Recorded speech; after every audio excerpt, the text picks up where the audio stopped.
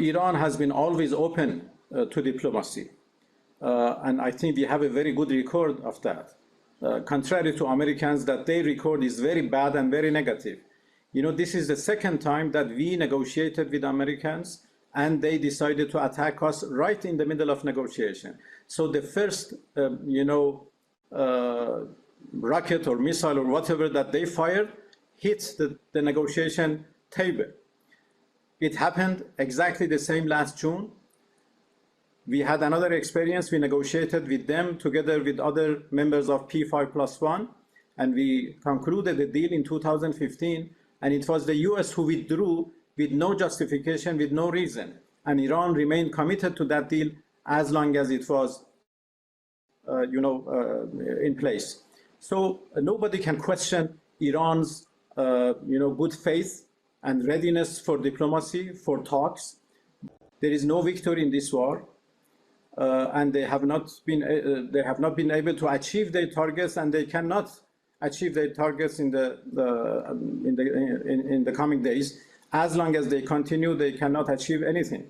This reminds me of the previous war, 12-day war in last June, when they expected that in 2-3 days Iran would capitulate, would surrender itself, but it took 12 days for them to understand the point that Iran is not surrendering, that they have no way but to ask for an unconditional ceasefire. And this is what we heard from them in day 12, that they called us through Americans and asked for unconditional ceasefire. Well, if their goal is change the regime, that is a mission impossible. The demise of the leader doesn't mean that, regime change or the change of the political system in Iran. No, we have a very well-established political system. We have a very rich constitution. And based on that, all, state institutions are in place. They are doing their job, their function. And as I explained before, even in the demise of the supreme leader, we have a procedure and that we have immediately activated. And you will see the result either tomorrow or the day after tomorrow, that a new leader would be appointed by the Assembly of Experts. All of those experts are elected by the people themselves. The whole system, the whole regime, as you said, is strong enough to resist against any, any turbulences.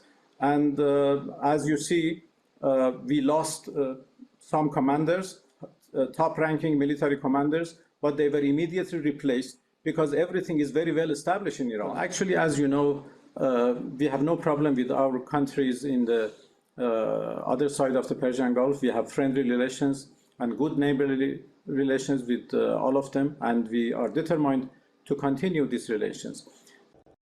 What we are doing is, in fact, an act of self-defense and retaliation to the American aggression against us. We are not attacking our brothers in the, in the Persian Gulf. We are not attacking our neighbors, but we are attacking American targets. And this is obvious. The Americans, the United States military is targeting us, is attacking us, and we have no way but to defend ourselves.